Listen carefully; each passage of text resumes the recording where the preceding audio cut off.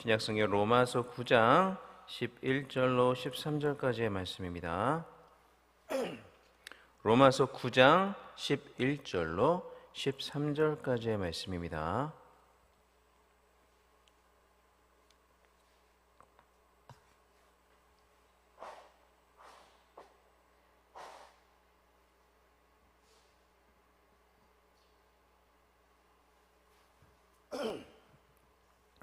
다 찾으신 줄로 알고 한 목소리로 같이 읽겠습니다. 그 자식들이 아직 나지도 아니하고 무슨 선이나 악을 행하지 아니한 때에 택하심을 따라 되는 하나님의 뜻이 행위로 말미암지 않고 오직 부르시는 이로 말미암아 서게 하려 하사 리브가에게 이르시되 큰 자가 어린 자를 섬기리라 하셨나니 기록된 바 내가 야곱은 사랑하고 에서는 미워하였다 하심과 같으니라. 아멘. 지난 몇 주간에 걸쳐서 저는 도르트 신조 제1항 9장과 관련된 말씀을 드렸습니다. 제1항 9장은요, 학론파가 예지된 믿음을 선택의 조건으로 주장한다라는 것으로 이제 시작을 해서요, 그것이 아니다. 그들이 말하는 것과는 오히려 반대로 하나님의 선택이 우리의 믿음의 원인이 된다라고 말을 합니다. 그리고 이것을 통해서 진리의 문제란 절대로 타협이 있어서는 안 된다. 한 발을 내어주는 순간 우리는 모든 것을 다 내어주게 된다라는 사실을 말씀을 드렸습니다. 자, 이어서 도르트 신조 제1항 10장은 하나님의 선택의 진정한 원인이 무엇인가에 대해서 말하고 있습니다. 하나님의 선택의 원인은 학론파가 말하는 것처럼 예지된 믿음에 있는 것이 아니라 오직 하나님의 선하시고 기뻐하신 뜻에 있다라고 말합니다. 도르트 신조 제1항 10장 전반부는 이렇게 기록이 되어 있습니다. 사람이 이렇게 분에 넘치는 선택을 받게 되는 이유는 오직 하나님께서 이것을 선하게 여기시고 기뻐하시기 때문이다. 오직 하나님께서 이것을 선하게 여기시고 기뻐하시기 때문입니다. 이것이 선택의 진정한 원인이라는 말이죠. 그리고 이 말씀은 에베소서 1장 4절과 5절 말씀을 근거로 하고 있습니다. 에베소 1장 4절로 5절은 이렇게 말씀을 합니다. 곧 창세전에 그리스도 안에서 우리를 택하사 우리로 사랑 안에 그 앞에 거룩하고 흠이 없게 하시려고 그 기쁘신 뜻대로 우리를 예정하사 예수 그리스도로 말미암아 자기의 아들들이 되게 하셨으니 그 기쁘신 뜻대로 우리를 예정하셨다. 그리고 이 말씀에 근거해서 도르트 신조 제1항 10장은 우리 선택의 진정한 원인은 하나님의 기쁘시고 선하신 뜻에 있다라고 말을 한 것입니다. 자, 그런데요, 이렇게 하나님께서 그의 기쁘신 뜻으로, 다시 말하면 하나님께서 그것을 기뻐하시기 때문에 누군가를 선택하셨다라고 말을 하면 선택을 받은 그 사람에게 뭔가 특별한 무엇인가가 있어서 하나님께서 그것 때문에 선택을 하셨구나라고 우리가 그렇게 오해를 할 수가 있습니다. 왜냐하면 그것이 일반적인 사람이 누군가를 선택하는 방식이기 때문이죠. 인간이 누군가를 선택하거나 선택하지 않는다고 하면 그 선택받은 사람은 뭔가 선택할 만한 그럴듯한 이유가 있어서 선택을 하는 것이고, 선택을 받지 못한다면 그 선택받을 만한 이유가 충분하지 못하기 때문에 선택을 받지 못하는 것입니다. 그러나 하나님께서 구원받는 인간을 선택하시는 경우는 그렇지가 않습니다. 하나님께서 누군가를 선택하시는 것은 선택을 받을 사람에게 선택을 받을 만한 어떠한 특별한 이유가 있어서 그러한 것이 아닙니다. 선택을 받는 사람이건 선택받지 못한 사람이건 하나님 앞에서는 다 무가치한 죄인이고 똑같은 죄인일 뿐입니다. 선택을 받은 사람이 선택을 받지 못한 사람보다 더 낫거나 더 가치가 있거나 어떤 특별한 이유가 있어서 하나님이 그를 선택하셨다는 것이 아니란 말입니다. 선택을 받은 사람도 선택을 받지 못한 사람과 똑같습니다. 선택받을 만한 하등의 이유나 조건이 있어서 선택받은 것이 아니라는 거죠. 그럼에도 불구하고 하나님께서는 그 똑같이 가치가 없는 무가치한 죄인들 중에서 어떤 특정한 사람들, 즉 저와 여러분을 하나님의 자녀로 선택하시고 하나님의 자녀로 삼아 주신 것입니다. 그래서 이것에 대해서 신조는 계속해서 이렇게 말합니다. 그렇다고 해서 하나님께서 어떤 사람의 자질이나 행위를 구원의 조건으로 선택하시는 것은 전혀 아니다. 그렇기는커녕 하나님은 다 똑같은 죄인들 중에서 어떤 특정한 사람들을 하나님 자신의 소유로 입양하신 것이다. 그러니까 이를 좀 더 쉽게 말씀드리면 하나님이 기뻐하시기 때문에 어떤 특정한 사람들을 선택하시는 것은 맞지만 그 기뻐하시는 원인이 그 선택을 받는 사람들에게 있는 것이 아니라는 말입니다. 그 기뻐하시는 원인은 오직 하나님 자신에게만 있는 것입니다. 오직 하나님 스스로가 그것을 기뻐하시기 때문에 그렇게 하셨다라는 말이죠. 하나님께서 왜 그것을 기뻐하셨나에 대해서까지는 우리가 알 수가 없습니다. 그것은 하나님의 신비에 속한 문제이며 우리가 헛된 호기심으로 왜 그럴까라고 파헤쳐서는 안 되는 문제입니다. 성경에서 말하지 않고 있기 때문에 우리는 거기에서 우리의 호기심을 멈춰야 되는 거죠. 그렇지만 분명한 것은 하나님은 그것을 기뻐하셨고 그렇기 때문에 저와 여러분을 선택하여 주신 것입니다. 이처럼 하나님의 선택의 원인은 전적으로 우리를 부르신 하나님께만 있는 것입니다. 자, 그래서 오늘 우리가 읽은 본문 말씀을 보면 택하심을 따라 되는 하나님의 뜻은 행위로 말미암는 것이 아니라 오직 부르시는 이로 말미암는다라고 말하고 있습니다. 오늘 본문 말씀 같이 다시 한번 읽어보겠습니다. 로마서 9장 11절로 13절 말씀 다 같이 읽겠습니다. 자, 시작. 그 자식들이 아직 나지도 아니하고 무슨 선이나 악을 행하지 아니한 때에 택하심을 따라 되는 하나님의 뜻이 행위로 말미암지 않고 오직 부르시는 이로 말미암아 서게 하려 하사 리브가에게 이르시되 큰 자가 어린 자를 섬기리라 하셨나니 기록된 바 내가 야곱은 사랑하고 에서는 미워하였다 하심과 같으니라. 자, 이 말씀은요 야곱과 에서에 관한 말씀인데요. 그런데 하나님의 선택에 관하여 말하면서 또 특별히 하나님의 선택은 인간의 행위와는 전혀 관련이 없다라는 사실을 말하면서 왜 여기서 바울은 야곱과 에서의 이야기를 끌어들인 것일까요? 여러분들 잘 아시다시피 야곱과 에서는 한날 한시에 한 어머니의 배에서 나온 쌍둥이들입니다. 그러니까 한 어머니의 배에서 한날 한시에 동시에 태어난 쌍둥이만큼 똑같은 조건을 가지고 태어난 두 사람은 아마 이 땅 가운데 없을 것입니다. 그런데 그렇게 전혀 다를 것 없이 똑같은 동일한 조건을 가지고 태어난 쌍둥이조차도 한 명은 하나님의 사랑하심을 입었고 한 명은 하나님의 미워하심을 입었다라고 말씀을 하고 있습니다. 그러니까 이것만큼 하나님의 선택이 인간의 행위나 조건과는 전혀 상관이 없는 것이구나라는 것을 우리에게 보여주는 아주 극명한 예도 없다는 것이죠. 그래서 바울은 여기에서 야곱과 에서의 이야기를 끌어들인 것입니다. 그 누구보다 동일한 조건을 가진 쌍둥이조차도 하나는 하나님의 선택을 받았고 하나는 하나님의 선택을 받지 못한 것처럼 하나님의 선택하심의 원인은 우리 인간의 행위나 그 어떤 조건에 있는 것이 아니라 오직 하나님 자신에게 있다는 것을 이 이야기는 우리에게 잘 보여주는 것입니다.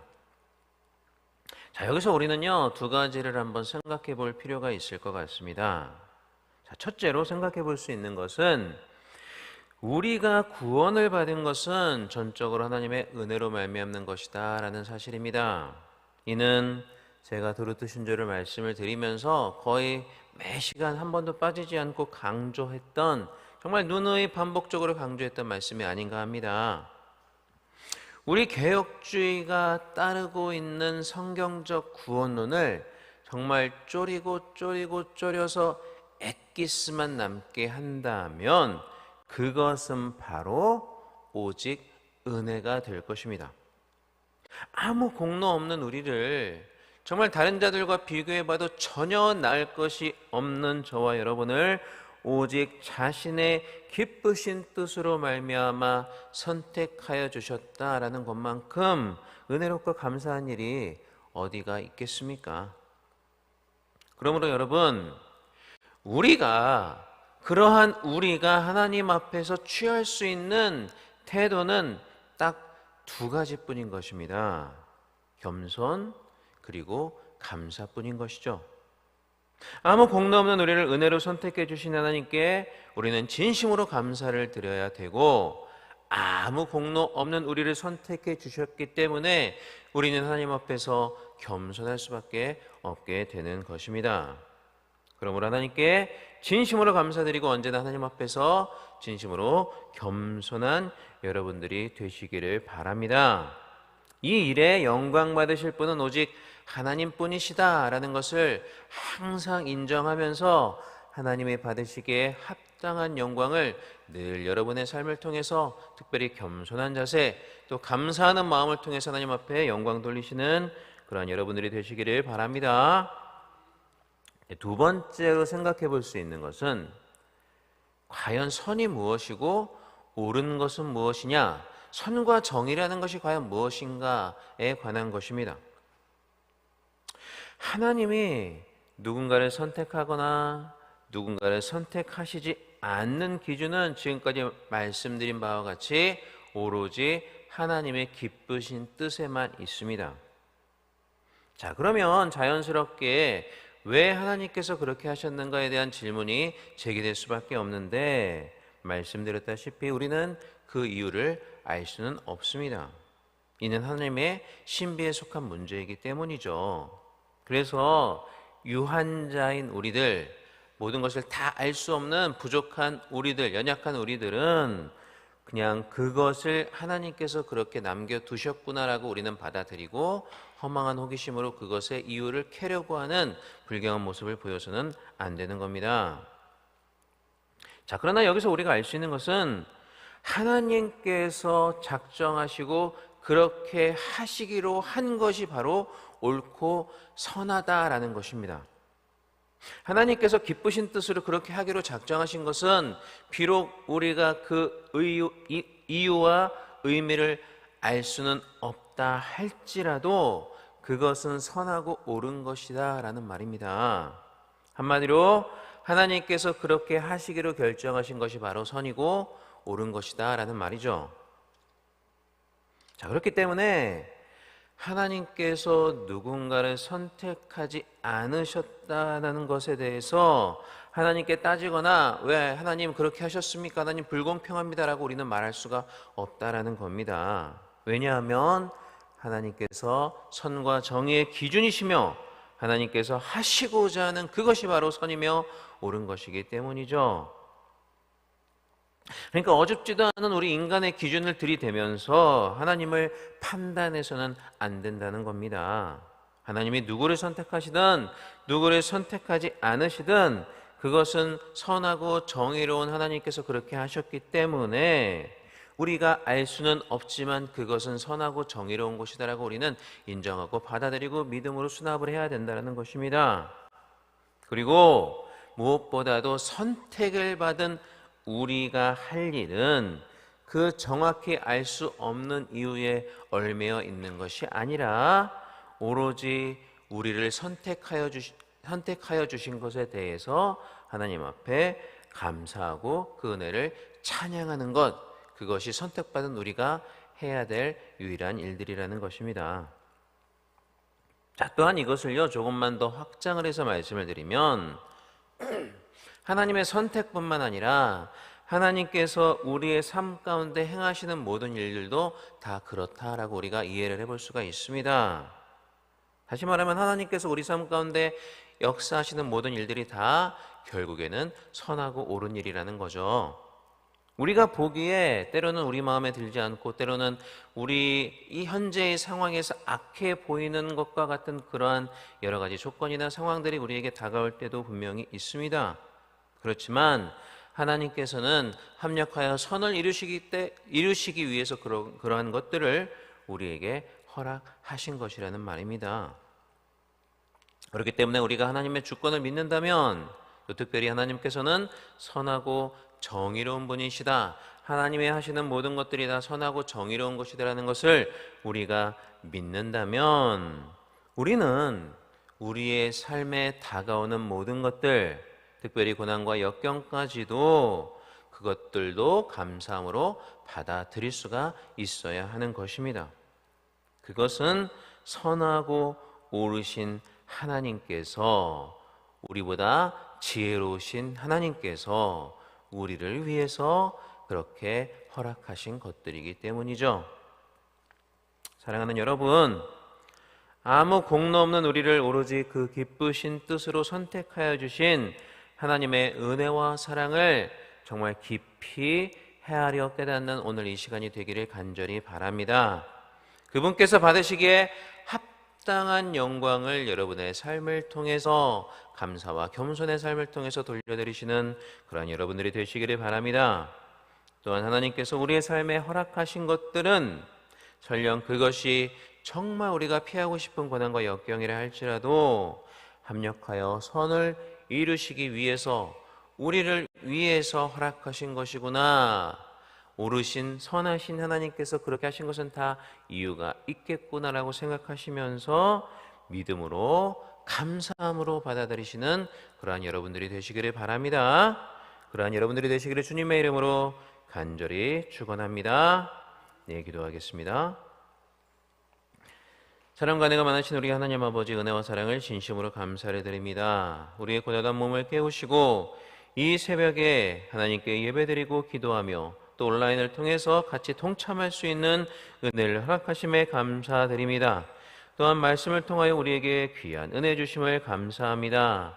아무 공로 없고 똑같은 죄인이었던 우리를 그 기쁘신 뜻으로 선택하여 주신 주님의 은혜와 사랑에 감사를 드립니다. 그 사랑에 항상 감사하고 주님 앞에 겸손한 자가 되게 하여 주시고, 주님이 하시는 모든 일은 옳고 선한 일이다라고 믿음으로 받아들이며 그 어떤 상황을 주님께서 우리의 삶 가운데 허락하신다 할지라도 감사함으로 받아 유익하게 소화해내는 우리가 되게 하여 주옵소서. 또 하나님 아버지, 이 시간 나올 때 빈손으로 나오지 아니하고 귀한 예물 드린 우리 믿음의 권속들이 있습니다. 여러 가지 제목으로, 감사의 제목으로 하나님 앞에 귀한 감사의 제물을 올려드리며 1000번째 헌금으로 하나님 앞에 영광을 돌립니다. 저들의 귀한 사모함 가운데 주님 함께하여 주시고, 어떠한 기도의 제목들이든지 반드시 응답될 수 있도록 주님께서 역사하여 주시며, 특별히 드려지는 예물보다 더욱더 놀라운 축복의 축복을 경험하는 귀한 삶을 저들의 삶 가운데 누리게 하여 주옵소서. 또한 귀한 예물들이 쓰이는 곳마다 주님의 귀한 영광만이 드러나게 하여 주옵소서. 감사드리며 이 모든 말씀 우리 주 예수 그리스도의 이름으로 기도하옵나이다. 아멘. 하늘에 계신 우리 아버지여, 이름이 거룩히 여김을 받으시오며 나라의 임하옵시며 뜻이 하늘에서 이루어진 것 같이 땅에서도 이루어지이다.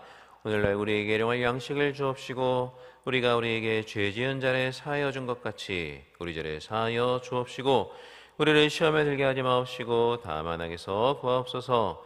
대개 나라와 권세와 영광이 아버지께 영원히 있사옵나이다. 아멘. 자, 이 시간 우리 다 같이 합심하여 기도하겠습니다.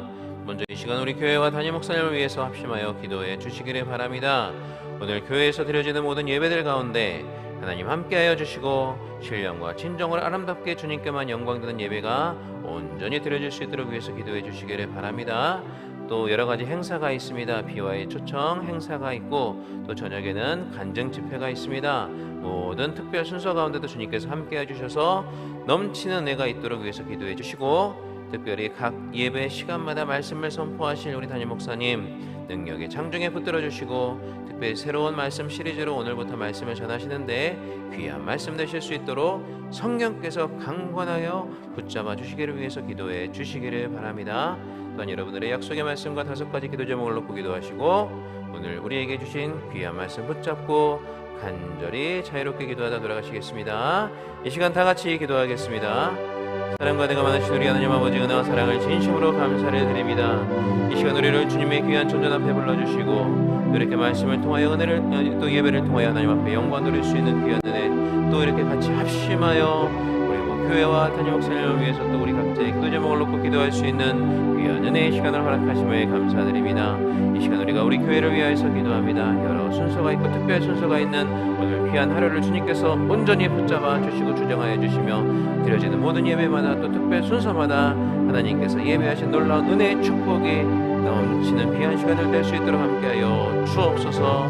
우리 담임 목사님 붙잡아 주시고 귀한 말씀 선포하실 때 피곤치 않게 해주시고, 능력의 말씀들마다 선포할 수 있도록 도와주시고 인도하여 주옵소서.